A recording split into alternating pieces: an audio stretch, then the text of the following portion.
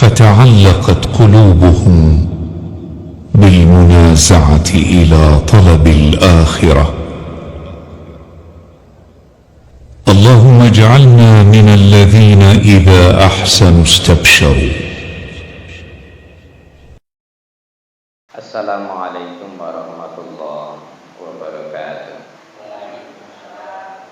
Asyhadu an la ilaha illallah wahdahu la syarika lah, lahul haqqul mubin. Allahumma shalli wa sallim wa barik ala nabiyyina Muhammadin wa ala alihi wa sahbihi ajma'in. Amma ba'du. Saniki melanjutna bab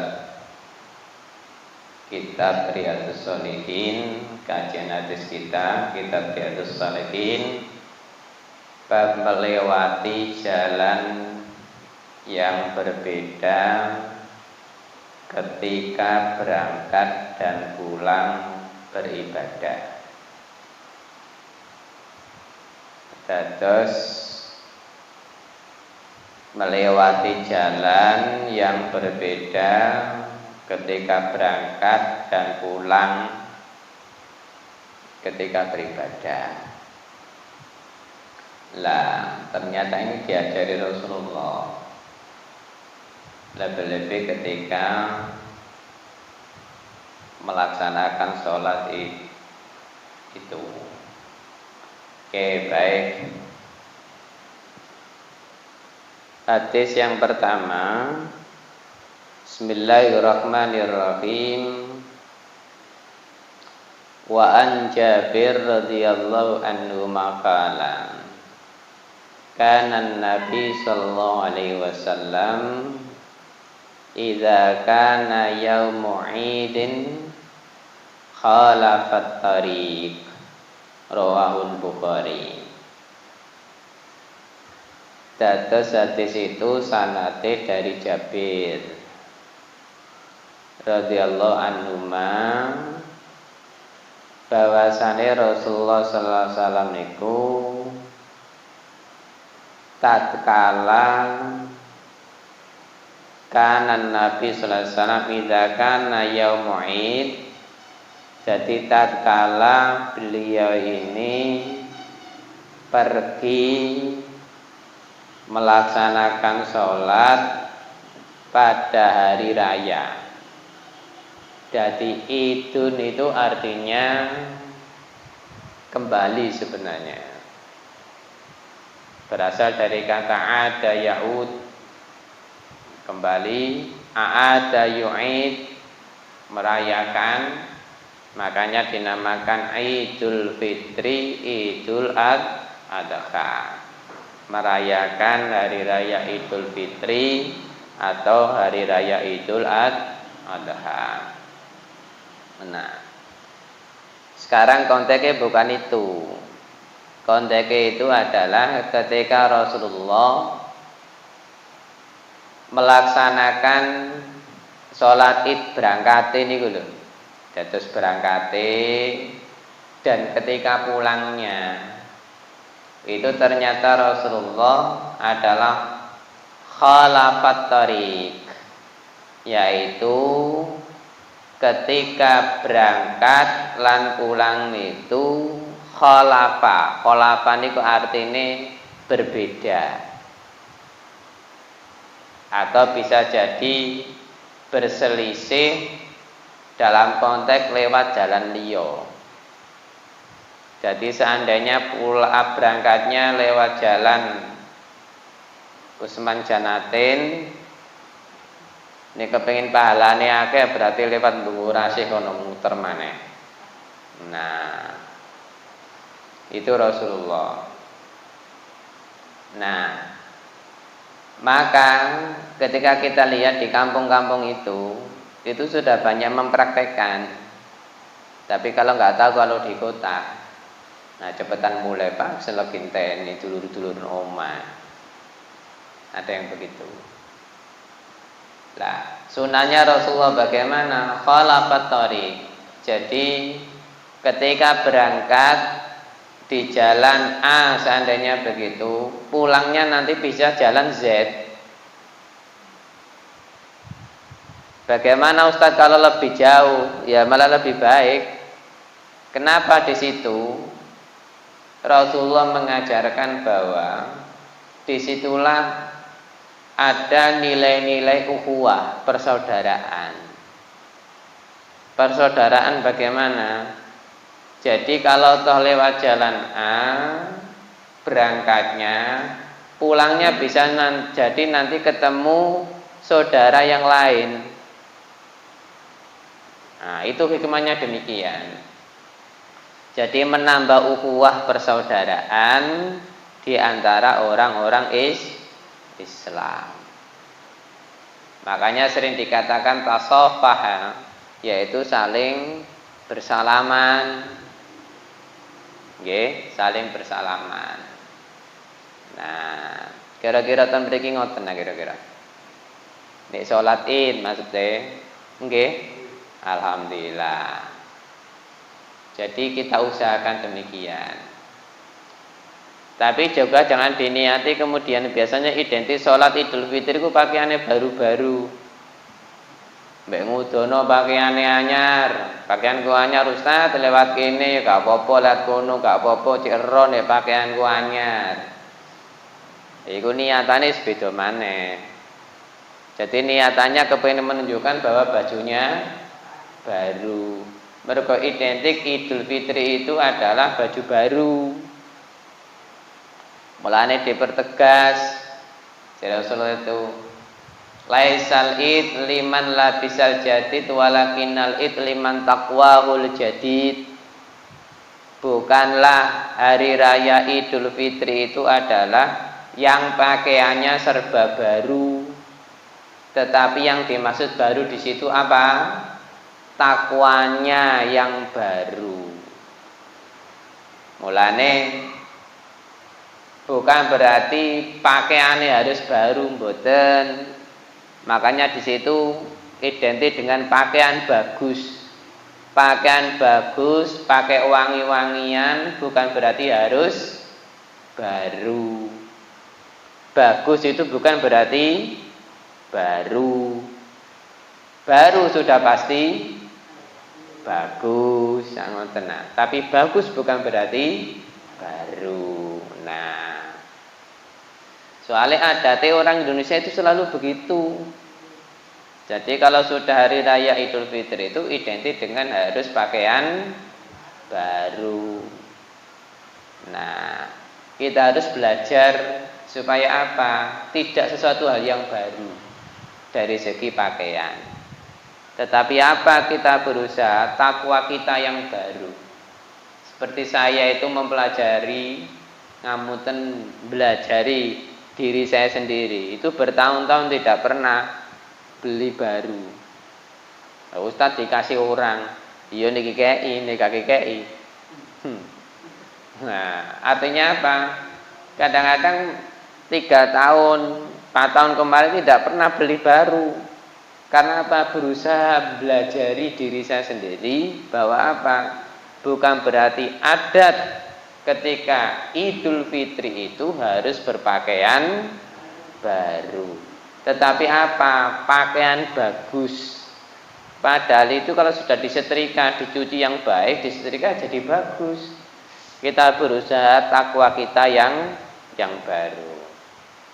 Lah, hikmah hadis itu tadi Rasulullah mengajarkan khalafat thoriq, yaitu berbeda ketika berangkat dan pulang. Hikmahnya apa? Adalah mempererat ukhuwah persaudaraan. Bisa jadi di jalan A tadi ketika berangkat ketemu Ahmad, ketemu Jabir. Nanti pulangnya lewat jalan yang lain ketemu Hambali, ketemu Yono, ketemu Jai. Nah, jadi ini berangkat mang ketemu bahasanya itu adalah jenenge Arab-Arab. Nah, nek pas mulai iso-iso ketemu jenenge Jawa-Jawaan, Suwito, Seger, Waras, Yono.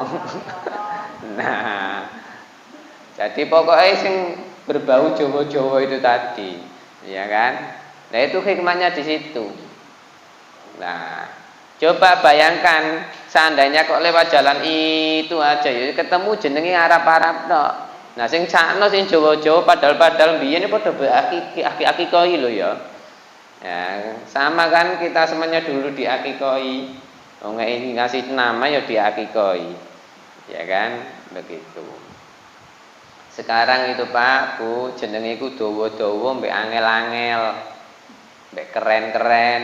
Nek enggak jenenge sing keren kaya Kak Abdul. Nggih napa mboten? Sakniki niku sampai angel celukane sakniki niku. Nggih to? Angel. Pun. Kadang-kadang niku maknane apa ya gak ngerti. Contoh Aksanul Khaliq. Ngai jeneng Aksanul Khaliq napa Pak Aksan itu? Paling baik. Khaliq niku pencipta. Dadi sak apik-apike pencipta. Waduh. Niku angsal napa mboten ngasih nama ngoten niku? Boleh napa mboten Pak Bu? Enggak boleh. Khaliqe betul. Nah makanya manggilnya Khaliq juga enggak boleh. Pencipta. Makanya harus dikasih nama Abdul Khaliq. Hambanya pencipta. Tapi jangan Aksanul Khaliq, sebaik-baik pencipta. Deloken pencipta, seapik-apik pencipta nyolong. Lah. Makanya hati-hati kalau ngasih nama. Jadi seperti lagi Fathul Izar. Fathun itu artinya membuka. Izar itu sarung sewek. Jadi senengane buka sarung sewek ngincengan. Nah, jenenge Fathul Izar kok. Aja salahno. Begitu. Nah ini Bapak Ibu. Dados hikmah di situ adalah nggih, ketika berangkat dan pulang di jalan yang berbeda, Rasulullah mengajarkan namanya ukhuwah persaudaraan. Hadis yang nomor 2. Hadis yang nomor 2 itu sampai diceritakan, diperjelas bahwa ada jalan tertentu ketika itu Rasulullah melewati ketika berangkat dan pulang. Bismillahirrahmanirrahim. Wa an ibni Umar radhiyallahu anhuma anna Rasulullah sallallahu alaihi wasallam kana yakhruju min tariqis syajarah.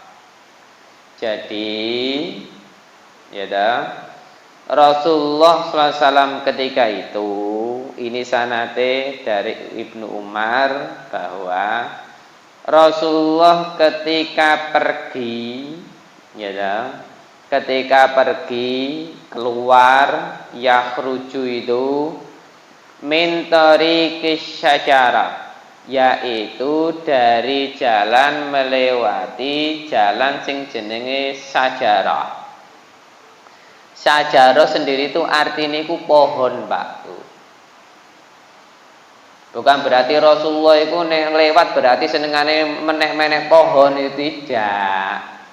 Itu namanya tariqis syajarah. Jalane jenenge jalan sajarah. Kaya nek kene jalan napa niki? Usman Jannate. Jangan diartikan sekali lagi Rasulullah berarti senengane penekan pohon. Tidak.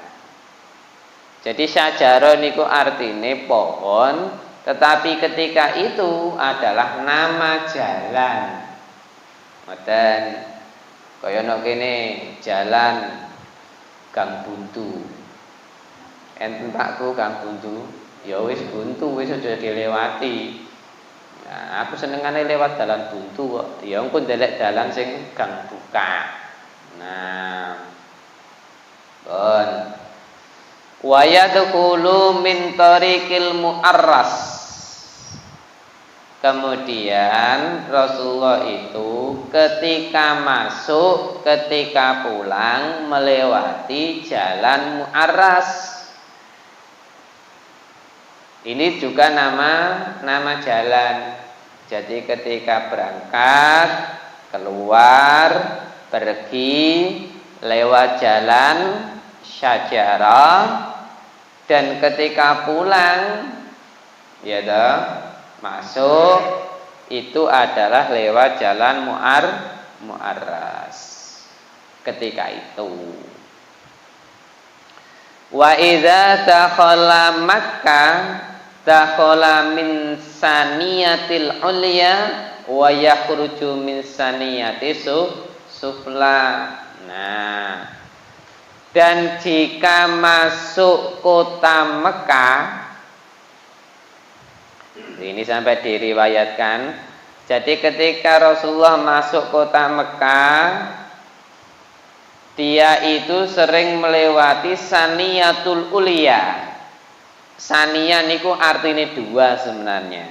Al ulya sifatnya adalah tinggi, jadi tinggi. Lah itu juga namanya jalan. Nggak tahu kalau jenengan pun nanti haji umroh dicek jalan itu masih ada enggak kira-kira ketika itu. Mungkin sudah banyak rubahnya ketika zaman Rasulullah. Wa yakhruju min saniyati sufla, dan ketika keluar juga sering melewati yaitu saniyatus sufla. Sufla itu artinya di bawah. Jadi saniyah itu dua, sufla di bawah, kalau ulya di atas. Bahasa kita adalah mungkin di Arab sana itu kan apa Pak Bu? Jenengin apa niki? Bukit. Jadi mungkin ketika al-ulya saniyatil ulya di situ adalah ketika bukitnya yang tinggi. Dia itu kalau berangkat keluar ke kota Mekah, ya toh, yang tinggi dulu. Ketika pulang baru yang sufla turun. Ini berarti menunjukkan apa? Ketika baru berangkat keluar, stamina masih oke. Berarti apa? Berbukit dia yang tinggi itu dia lewati. Engko nek rada capek baru yang lewat yang sufla, berarti yang dataran rendah. Jangan dibalik. Gaya budal ndelek sing ngisor. Waya balik ndelek sing dhuwur wis gak nutut tenagane. Nah, niki. Kesimpulannya hadis itu tadi bahwa ini adalah kebiasaan Rasulullah. Maka kita juga demikian. Kula panjenengan ketika hendak mau beribadah, berangkat lan pulang, carilah jalan yang sifatnya berbeda. Siapa tahu di situ juga nanti akan dipertemukan oleh Allah saudara-saudara kita. Lah, kemudian nopo gak mulai-mulai kecantol. Ngopi akhirnya kecantol. Lah ini Bapak Ibu. Nah ini artinya apa? Rasulullah mengajarkan demikian. Mudah-mudahan bermanfaat dan kita bisa mencontoh Rasulullah SAW. Amin ya rabbal alamin. Subhanakallahumma bihamdika asyhadu an la ilaha illa anta astaghfiruka wa atubu ilaik. Walhamdulillah. Amin. Assalamualaikum warahmatullahi wabarakatuh.